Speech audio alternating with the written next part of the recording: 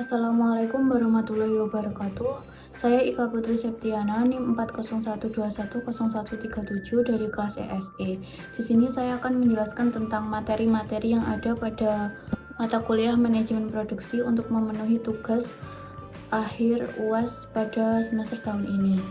Untuk yang pertama, pembahasannya ada perencanaan dan jenis produksi, selanjutnya analisis proses produksi, strategi manajemen produksi, analisis kelayakan produksi, pengelolaan risiko produksi, etika manajemen produksi, dan yang terakhir ada kinerja dan evaluasi dalam produksi. Untuk yang pertama, kita akan membahas perencanaan dan jenis produksi. Definisi dari perencanaan produksi adalah suatu proses mengembangkan rencana-rencana terperinci guna mengatur dan mengelola seluruh aspek yang ada dalam produksi. Untuk elemen perencanaan produksi sendiri ada beberapa, yakni yang pertama, perencanaan kapasitas, artinya menentukan kapasitas atau berapa banyak jumlah produksi yang diperlukan untuk memenuhi kebutuhan pasar. Selanjutnya ada perencanaan penggunaan bahan baku. Di sini mengidentifikasikan jenis dan jumlah bahan baku yang akan diperlukan dalam proses produksi barang atau suatu layanan. Selanjutnya, perencanaan tenaga kerja, mengidentifikasikan serta memilih tenaga kerja, keterampilan pebisnis maupun pekerja yang baik, dan jadwal kerja yang digunakan. Selanjutnya ada perencanaan kualitas, menetapkan dan mematok standar kualitas untuk produk sendiri dan proses produksi. Selanjutnya, perencanaan distribusi. Hal ini melibatkan manajemen rantai pasok atau distributor untuk memastikan produk mencapai tujuan dengan efisien. Pembahasan selanjutnya adalah mengenai tujuan manajemen produksi. Tujuan perencanaan produksi adalah untuk mengoptimalkan proses produksi agar dapat mencapai hasil yang efisien dan efektif. Ada beberapa tujuannya. Yang pertama ada untuk mencapai efisien produksi, yang kedua mengurangi biaya produksi, selanjutnya meningkatkan kualitas produk, mengoptimalkan penggunaan tenaga kerja, mengelola persediaan dengan efektif, mengikuti permintaan pasar, menjamin ketersediaan produk, meningkatkan fleksibilitas produksi. Selanjutnya ada fungsi. Yang pertama, fungsinya untuk menentukan kapasitas produksi, membuat jadwal produksi yang rinci, menentukan tingkat optimal persediaan bahan baku, menentukan standar kualitas produk, perencanaan kebutuhan tenaga kerja, merencanakan penggunaan peralatan dan mesin, menentukan anggaran produksi, membangun fleksibilitas dalam sistem produksi, menyelaraskan perencanaan produksi dengan rantai pasokan. Untuk yang selanjutnya ada jenis-jenis perencanaan. Yang pertama, perencanaan produksi jangka pendek, maksudnya adalah perencanaan dengan jangka waktu perencanaan kurang dari 1 bulan dan merupakan langkah operasional yang sangat rinci dan kritis dalam manajemen rantai pasok. Selanjutnya ada perencanaan produksi jangka menengah. Perencanaan produksi jangka menengah maksudnya adalah didasarkan pada perencanaan 1-12 bulan yang prosesnya lebih strategis dibandingkan perencanaan produksi jangka pendek. Selanjutnya ada perencanaan produksi jangka panjang. Di sini merupakan penentuan tingkat kegiatan produksi untuk 5 tahun atau lebih ke depannya dan merupakan tahap perencanaan produksi yang sangat strategis karena menyangkut keputusan penting mengenai pembangunan fasilitas produk baru, perluasan atau pengembangan kapasitas produksi. Selanjutnya ada perencanaan agregat. Yang dimaksud perencanaan agregat adalah rencana produksi tingkat tinggi di mana perusahaan menentukan total outputnya untuk jangka waktu tertentu, seringkali 1 bulan atau 1 kuartal. Selanjutnya ada tahapan perencanaan. Yang pertama ada peramalan permintaan produk. Di sini permintaan pasar atau konsumen terhadap produk tersebut agar dapat mengetahui beberapa banyak produk yang dibutuhkan dan dihasilkan dalam jangka waktu tertentu. Selanjutnya identifikasi opsi potensial untuk produksi. Menentukan opsi mana yang memiliki potensi terbesar atau memproduksi suatu barang tertentu. Selanjutnya ada pemilihan metode dalam produksi. Pemilihan metode produksi yang benar oleh perusahaan diperlukan untuk melaksanakan proses produksi yang baik untuk kedepannya. Selanjutnya ada melakukan penyesuaian dan peninjauan. Langkah terakhir dalam perencanaan produksi adalah menyesuaikan apa yang direncanakan pada saat melakukan kegiatan produksi atau perusahaan harus beroperasi dengan prinsip fleksibilitas agar mampu beradaptasi terutama sesuai perubahan. Yang selanjutnya ada mekanisme perencanaan. Arti dari mekanisme sendiri adalah proses. Mekanisme produksi adalah cara merancang suatu produk untuk mencapai tujuan produksi suatu produk tertentu. Teknik menghasilkan gagasan yang baik yakni yang pertama membuat daftar rincian produksi, yang kedua menentukan hubungan masing-masing barang dengan barang yang lain, dan yang terakhir menganalisis struktur terkait dengan produk yang dihasilkan. Untuk materi yang kedua ada tentang analisis proses. Di sini untuk pengertiannya, secara istilah atau strategi, proses merupakan strategi dengan pendekatan organisasi untuk mengubah sumber daya yang ada dan bahan mentah menjadi barang dan jasa yang memiliki nilai guna. Adanya strategi proses adalah bertujuan untuk mencari dan menemukan langkah-langkah produksi barang atau jasa berdasarkan keinginan konsumen, serta barang yang diproduksi masih dalam jangkauan perusahaan seperti biaya hingga kebutuhan yang lain yang diperlukan. Terdapat 4 jenis strategi proses dalam produksi. Yang pertama ada fokus pada proses produksi. Maksudnya fokus di sini lebih memperhatikan bagian-bagian yang ada ketika memproduksi barang atau jasa seperti alat dan mesin yang ada. Selanjutnya ada fokus berulang. Fokus berulang merupakan proses yang berdasarkan modul atau bagian yang telah dipersiapkan sebelumnya seperti pada proses kontinu, dan ini adalah proses yang terus berulang. Selanjutnya ada fokus pada produk. Fokus pada produk adalah menghasilkan produk yang membutuhkan input rendah tetapi output yang dihasilkan akan bermacam-macam. Selanjutnya ada fokus mass customization. Pada fokus ini adalah memperhatikan keinginan konsumen yang semakin bervariasi secara cermat dan juga murah. Untuk selanjutnya ada analisis proses. Arti dari analisis adalah proses memecahkan atau menganalisis informasi atau suatu situasi untuk memahami unsur-unsur yang terlibat, hubungan antar bagian, dan juga maknanya. Tujuannya mungkin untuk mengidentifikasi pola atau tren atau suatu masalah untuk membuat keputusan yang lebih baik atau mendapatkan pemahaman konteks yang lebih dalam lagi. Selanjutnya, proses sendiri berarti serangkaian langkah atau yang dilakukan secara berurutan atau terorganisir untuk mencapai suatu tujuan atau hasil tertentu. Dalam berbagai konteksnya, termasuk manufaktur, bisnis, dan juga sains, suatu proses melibatkan serangkaian aktivitas yang saling terkait yang dilakukan untuk mencapai hasil yang diinginkan. Ada beberapa tujuan kuncinya meliputi efisiensi, kualitas, ketepatan waktu, customer satisfaction, dan yang terakhir ada juga inovasi. Selanjutnya ada tipe dan faktor proses produksi. Sebuah perusahaan menjalankan proses produksi yang akan berjalan secara terus-menerus. Proses atau langkah ini akan mengubah bahan mentah menjadi sebuah produk jadi. Proses produksi akan terhambat ataupun terputus apabila langkah tersebut tidak berjalan secara berurutan, sesuai ketentuan atau selalu berubah-ubah dalam setiap langkah yang dilakukan. Faktor produksi ini bertujuan untuk mencapai nilai mutu dan kualitas produk yang dihasilkan.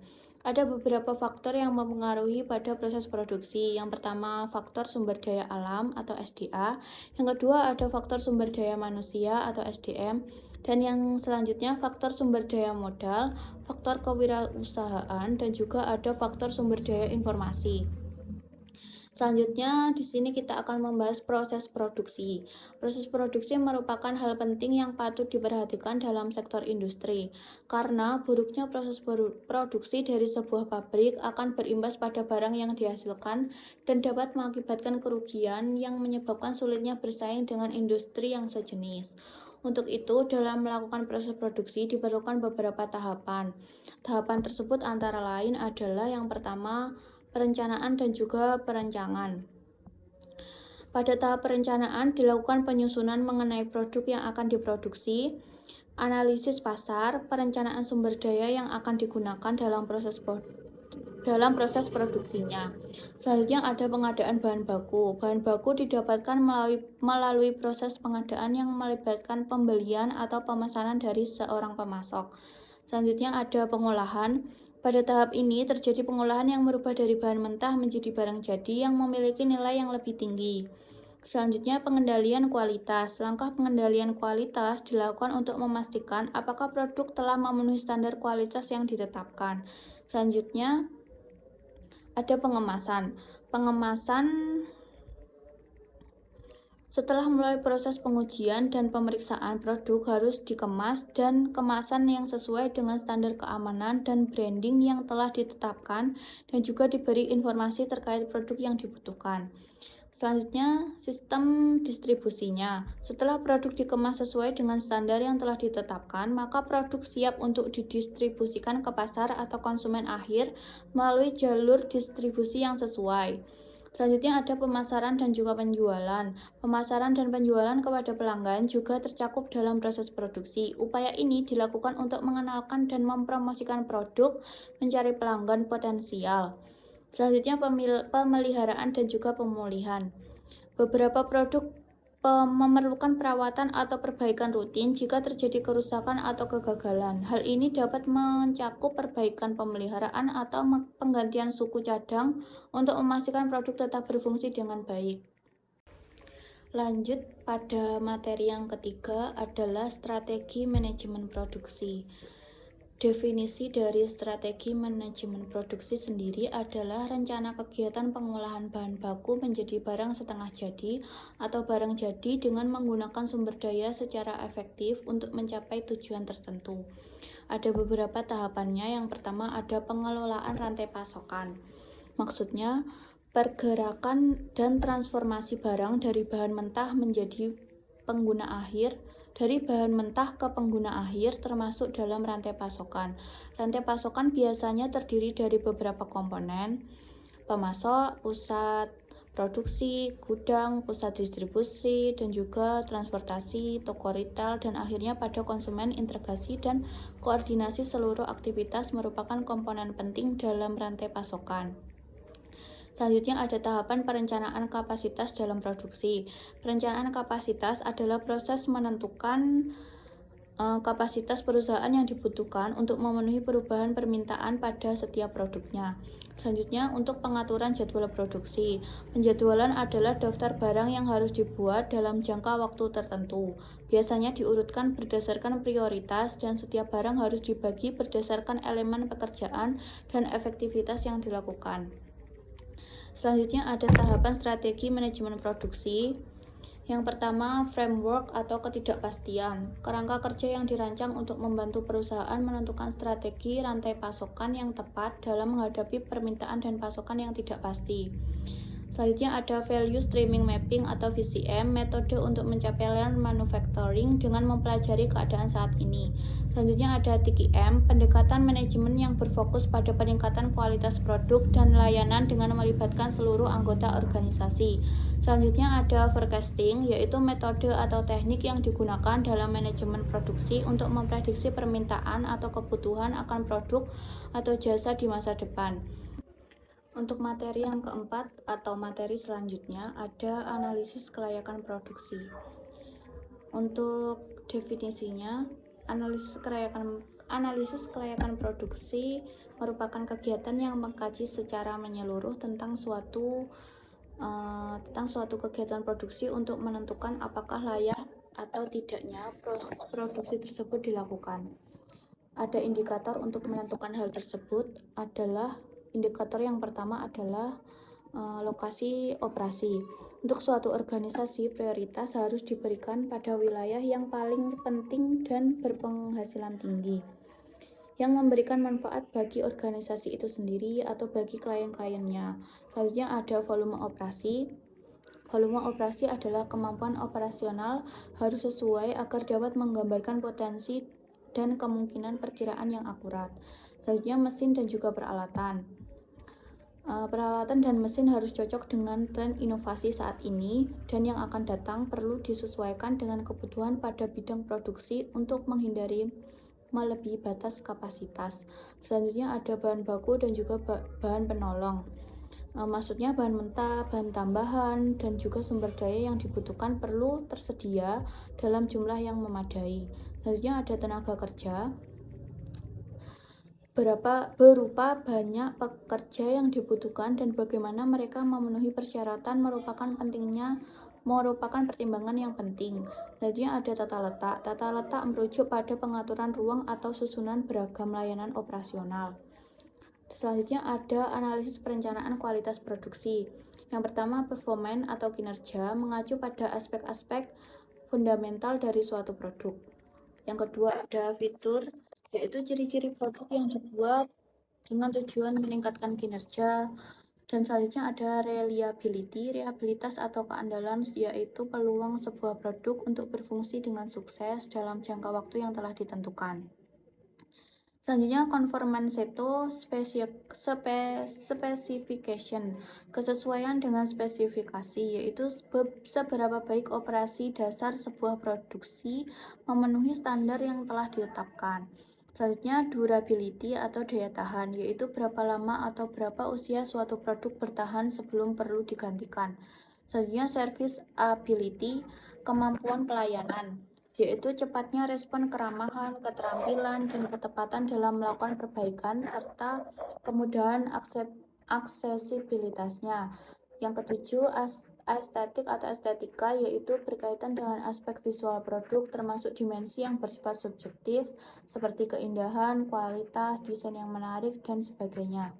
Yang terakhir ada perceived quality atau kesan kualitas, yaitu subjektivitas terkait dengan pengalaman emosional pelanggan terhadap produknya, seperti memperkuat kepercayaan diri, menciptakan citra merek, dan juga sebagainya.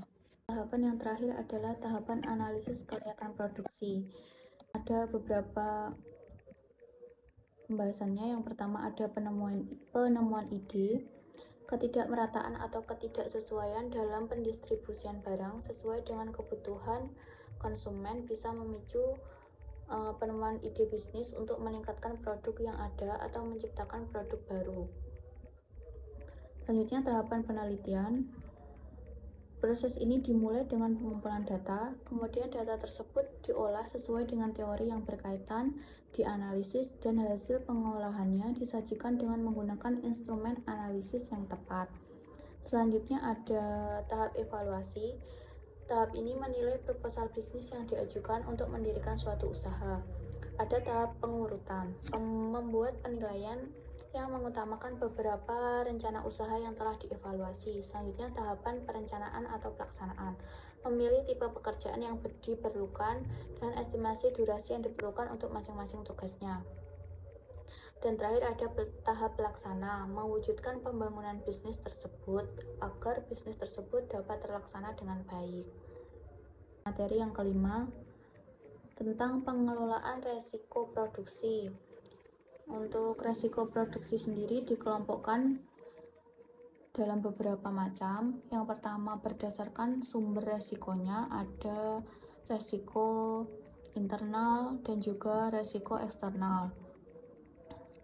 Di sini resiko internal adalah kesalahan manusia seperti kesalahan dalam pengoperasian mesin dan juga menyebabkan kerusakan mesin, produk cacat, bahkan kecelakaan kerja. Kedua, kerusakan mesin seperti usia mesin yang sudah tua. Selanjutnya, kekurangan bahan baku disebabkan oleh keterlambatan pengiriman bahan baku. Untuk selanjutnya, resiko eksternalnya ada bencana alam seperti banjir, gempa bumi, tsunami, dan lainnya. Perubahan kebijakan pemerintah, fluktuasi bahan baku, persaingan pasar yang ketat. Selanjutnya di sini berdasarkan sifat resikonya dibagi menjadi dua lagi, yaitu resiko murni pure risk. Di sini artinya merupakan resiko yang tidak disengaja dan dapat mengakibatkan kerugian mendadak seperti bencana alam dan kerusakan mesin. Untuk resiko spekulatif yang kedua adalah memiliki kemungkinan keuntungan dan kerugian seperti perubahan desain produk atau penerapan teknologi baru. Selanjutnya Berdasarkan kategori resiko dibagi dua lagi, yaitu resiko keuangan, yaitu resiko yang mempengaruhi pendapatan suatu usaha atau terjadinya kerugian yang disebabkan oleh perubahan kondisi keuangannya. Yang kedua ada resiko pemasaran, adalah kemungkinan terjadinya peristiwa buruk yang dapat memiliki dampak signifikan jika terjadi pada suatu aktivitas usaha. Selanjutnya ada tujuan manajemen risiko. Tujuan keseluruhan dari manajemen risiko adalah untuk meningkatkan efisiensi, mendorong inovasi, meningkatkan kinerja perusahaan, serta mendukung pencapaian tujuan yang telah ditetapkan. Ada beberapa tujuan dalam manajemen risiko, diantaranya adalah mengidentifikasi risiko, menilai dampak risiko, mengurangi risiko, meningkatkan efisiensi dan efektivitas, menjaga reputasi organisasi atau perusahaan. Untuk selanjutnya ada tahapan manajemen risiko. Manajemen risiko berperan sebagai penyaring atau pemberi peringatan terhadap aktivitas usaha bank. Tujuannya untuk memberi informasi tentang risiko kepada regulator, memastikan bahwa bank tidak mengalami kerugian yang tidak dapat diterima. Ada beberapa tahapannya. Yang pertama, identifikasi risiko. Identifikasi risiko adalah proses mencatat sebanyak mungkin risiko yang mungkin terjadi pada suatu usaha tersebut. Selanjutnya ada analisis risiko. Setelah risiko tersebut diidentifikasi, maka selanjutnya yang dilakukan adalah menganalisis setiap risiko untuk mengetahui seberapa besar kesalahan atau akibat yang ditimbulkan dari risiko tersebut. Yang selanjutnya ada pengelolaan risiko. Manajemen dapat menerapkan berbagai strategi pengelolaan risiko. Kebijakan dapat memilih salah satu atau kombinasi dari alternatif strategi berikut ini, seperti risk avoidance, risk reduction, risk transfer, dan juga risk deferral. Selanjutnya ada tahap implementasi manajemen risiko. Pada tahap ini, pelaksanaan metode dilakukan setelah memilih respon yang akan digunakan untuk menangani risiko. Untuk yang terakhir ada monitoring risiko. Untuk menjaga keberlanjutan pembelajaran dan juga pengembangan pengetahuan bagi manajemen risiko tidak berhenti hanya pada tahap implementasi saja. Untuk materi yang keenam atau materi selanjutnya adalah tentang etika dalam manajemen produksi. Secara etimologi, etika memiliki asal kata ethos dari bahasa Yunani, di mana ini artinya adat, kebiasaan, atau watak kesusilaan. Dalam pelaksanaan produksi sangatlah dibutuhkan etika, sebab etika merupakan kemauan produksi yang murni atau membantu individu yang lainnya. Kejujuran serta tidak berbuat curang, misalnya sangat banyak kecurangan yang muncul sekarang. Hal ini dapat disebut etika bisnis yang memproduksi yang diarahkan pada masyarakat luas supaya memiliki sikap tulus, jujur untuk menghasilkan suatu produk yang baik. Maka setiap pihak tidak ada yang merugi sebab masing-masing rancangan produk tidak bisa dilepas dari penilaian etika. Fungsi SDM dalam manajemen produksi. Ada beberapa fungsinya. Yang pertama adalah perencanaan sumber daya manusia. Fungsi ini adalah fungsi yang mengelola tenaga kerja di dalam perusahaan dengan melakukan perencanaan, penarikan, dan juga seleksi. Selanjutnya ada pengorganisasian. Pengorganisasian menetapkan pembagian kerja, delegasi wewenang, koordinasi dalam organisasi, serta hubungan kerja merupakan kegiatan yang mengorganisasi karyawan yang dinamakan pengorganisasian. Selanjutnya ada pengarahan. Kegiatan yang mengarahkan karyawan guna mencapai tujuan perusahaan, karyawan, dan juga masyarakat agar dapat bekerja sama dan sejalan untuk menuju keefektifan yang baik. Selanjutnya ada pengendalian. Kegiatan yang mengendalikan karyawan agar bekerja sesuai dengan rencana dan juga mentaati peraturan perusahaan adalah pengendalian. Selanjutnya ada pengadaan. Pengadaan atau kegiatan seleksi industri untuk mendapatkan karyawan yang sesuai dengan kebutuhan perusahaan, proses penarikan, penetapan, dan juga orientasi disebut dengan pengadaan.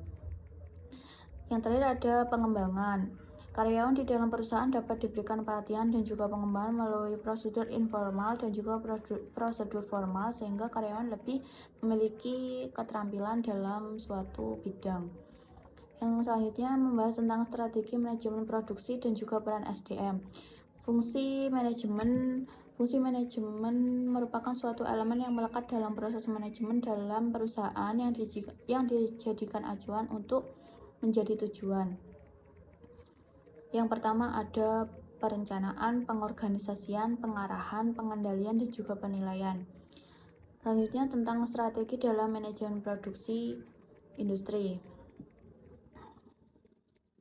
Ada beberapa tahapan. Yang pertama adalah perencanaan produksi. Dalam perencanaan produksi dilakukan penetapan tujuan produksi jangka pendek dan juga jangka panjang. Selanjutnya pengendalian inventaris. Manajemen inventaris yang efektif penting dalam strategi manajemen produksi. Perlu dilakukan pemantauan dan juga pengelolaan stok bahan baku yang tersedia. Selanjutnya pemilihan teknologi produksi. Pemilihan teknologi yang sesuai dapat meningkatkan efisiensi produksi dan juga mengurangi biaya yang berlebih. Selanjutnya ada penjadwalan produksi. Penjadwalan produksi yang efisien mengatur urutan waktu kegiatan produksi dan juga meminimalkan waktu tunggu dan juga mengoptimalkan penggunaan sumber daya. Selanjutnya ada peningkatan kualitas. Peningkatan kualitas atau strategi manajemen produksi juga mencakup upaya untuk meningkatkan kualitas produknya. Just in time atau JIT adalah pendekatan just in time, meminimalkan inventaris dengan mengirimkan bahan baku atau komponen tepat waktu untuk memenuhi permintaan produksinya. Yang terakhir ada total quality management atau TQM. TQM adalah pendekatan holistik untuk manajemen kualitas yang melibatkan seluruh organisasi dalam upaya berkelanjutan untuk meningkatkan kualitas produk dan juga layanannya. Untuk materi yang terakhir atau materi ketujuh adalah kinerja dan evaluasi produksi. Yang pertama kita akan membahas tentang manfaat manajemen kinerja. Manfaat manajemen kinerja bagi manajer antara lain adalah meningkatkan kinerja tim dan individu, memberikan penghargaan non-moneter kepada karyawan, mendukung karyawan yang berkinerja buruk, mendukung kepemimpinan, motivasi tim, dan juga proses pengembangannya. Ada beberapa teori motivasi untuk memperjelas efektivitas manajemen kinerja. Yang pertama ada menurut Abraham Maslow. Di sini teori ini menekankan bahwa manusia memiliki kebutuhan hierarki yang perlu dipenuhi mulai dari kebutuhan fisik hingga kebutuhan akan aktualisasi diri. Selanjutnya ada dari Douglas McGregor. Beliau menyebutkan bahwa pandangan tentang manusia teori X yang menganggap manusia cenderung malas dan teori Y yang percaya bahwa manusia intrinsiknya ingin bekerja keras dan juga berkembang. Selanjutnya ada dari Higgine Frederick. Frederick membedakan antara faktor-faktor motivasional yang berhubungan dengan pekerjaan itu sendiri dan juga faktor-faktor yang berkaitan dengan lingkungan kerjanya. Selanjutnya evaluasi dan pengendalian kualitas produksi. Yang pertama, penentuan kualitas produk dan pengendalian mutu produk. Meliputi kualitas produk pesaing, manfaat akhir dari produk, keseimbangan antar produk, harga dan juga kualitasnya. Yang kedua, pendekatan pengendalian kualitas produk, yaitu meliputi pendekatan masukan, pendekatan proses, pendekatan keluaran. Yang ketiga ada tujuan pengendalian kualitas. Yang pertama menekan atau mengurangi volume kesalahan dan kebutuhan perbaikan. Yang kedua menjaga atau meningkatkan kualitas sesuai dengan standar yang ditetapkan. Yang ketiga mengurangi jumlah keluhan dari konsumen. Yang keempat meningkatkan pengelasan output. Yang kelima mematuhi peraturan yang berlaku. Yang keenam menjaga atau meningkatkan citra perusahaan. Selanjutnya ada langkah melakukan evaluasi kualitas produk. Yang pertama, evaluasi kualitas produk. Yang kedua, evaluasi persepsi karyawan. Yang ketiga, evaluasi tingkat kerusakan produk.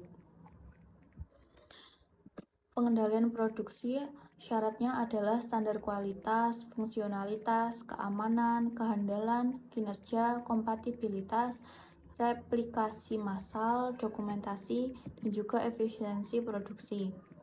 Selanjutnya peranannya menjamin kualitas, meminimalkan resiko, meningkatkan kepuasan, memastikan keamanan, mengoptimalkan proses produksi, mendukung kepatuhan regulasi, mendukung inovasi produk, membangun kepercayaan stakeholder, menjamin reproduktibilitas produk, mendukung peningkatan berkelanjutan. Dan kegunaannya sendiri adalah memastikan kualitas produk, mendukung kepuasan pelanggan, mengurangi resiko kegagalan, mendukung kepatuhan regulasi, meningkatkan efisiensi produk, menjaga reputasi merek, memungkinkan inovasi produk, mengoptimalkan biaya produksi. Untuk tujuannya, memastikan kualitas produk, mengidentifikasi masalah produksi, mengurangi resiko kegagalan produk, memastikan keamanan produk, meningkatkan kepuasan pelanggan, mendukung kepatuhan regulasi, mendukung inovasi produk, dan yang terakhir adalah menjaga reputasi merek. Sekian dan terima kasih dari penjelasan dari saya. Kurang lebihnya saya mohon maaf. Sekian, wassalamualaikum warahmatullahi wabarakatuh.